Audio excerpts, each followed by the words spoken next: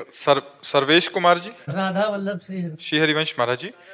गुरुदेव भगवान, मुझे राम नाम जप में प्रीति है। अपना आराध्य देव प्रभु श्री राम जी को मानता हूँ। महाराज जी, कभी कभी ऐसा लगता है कि मैं अपनी जिम्मेदारियों पर अपने की अपेक्षा अनुरूप नहीं खरा उतर पा रहा हूँ, जबकि मैं अपने पूर्ण मनोयोग से समर्पित होकर हर संभव प्रयास करता हूँ। महाराज जी, मन खिन्न रहता है, मार्गदर्शन करें मेरी। वैसे खिन्नता अच्छी चीज है, खिन्न रहना अच्छी बात है।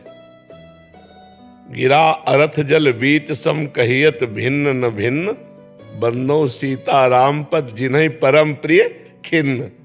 अगर हम भगवत भाव को लेकर खिन्न रहते हैं, असंतुष्ट रहते हैं, तो बहुत उन्नति की ये वृत्ति है। और संसार की तरफ से संतोष और भजन की तरफ से असंतोष, और अपने भजन में खिन्न रहना कि जैसा होना चाहिए वैसा नहीं हो रहा, जैसा भगवान के दासों में जो सद्गुण पाए गए, जो समर्पण पाया गया, वो मेरे में नहीं है, नाथ आप देख लो। ऐसे असंतुष्ट रहना ये परमार्थ की उन्नति का लक्षण है। और इस पर गर्व होना कि मैं तो बहुत चकाचक सद्गुण संपन्न हो, ये लोग, फिर पतन का लक्षण है। अहंकार आ जाए अपने समर्पण का, अपनी भक्ति का, तो पतन का रास्ता खुल जाता है।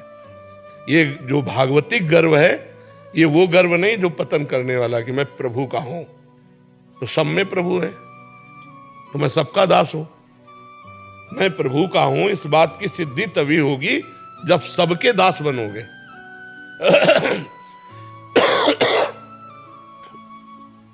सो अनन्य गति जाके असमति न टरे हनुमंत, मैं सेवक सचराचर रूप स्वामी भगवंत। ये सब चराचर भगवंत रूप है, मैं सबका सेवक हूं, मेरे स्वामी प्रभु हैं। अस अभिमान जाय जन भोरे, मैं सेवक रघुपति पति मोरे।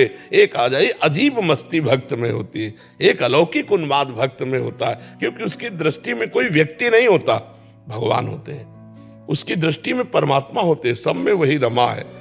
जिसको हम जप रहे हैं, जिसको हम खोज रहे हैं, वो भेष बदलकर मेरे सामने बैठा, मैं पहचान नहीं पा रहा हूं। वही है, वही संत वेश में है, वही असंत वेश में है, सब रूपों में वही है।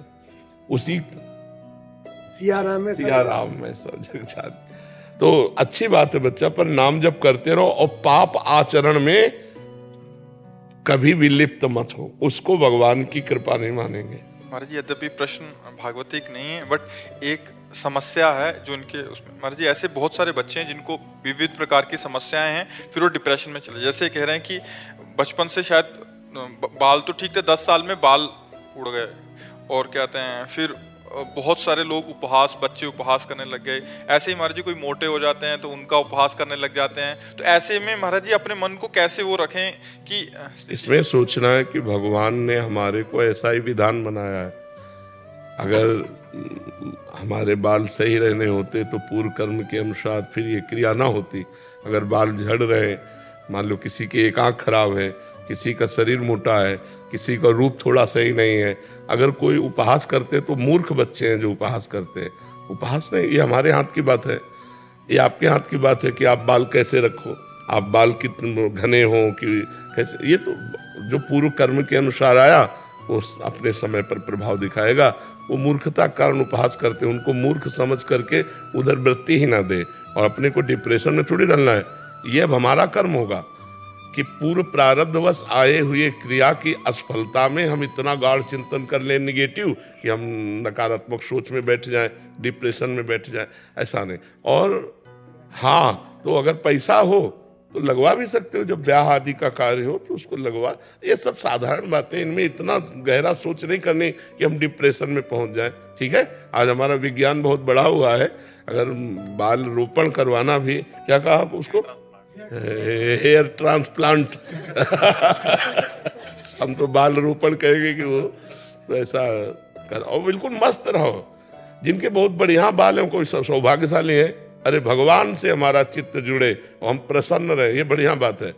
मान लो ना ब्याह हो तो 50 बच्चियां भगवान का भजन कर रहे हैं, तो ऐसा नहीं, हमें भगवान जैसा मार्ग दें वैसे चलकर और आनंद पूर्वक जीवन व्यतीत करना चाहिए।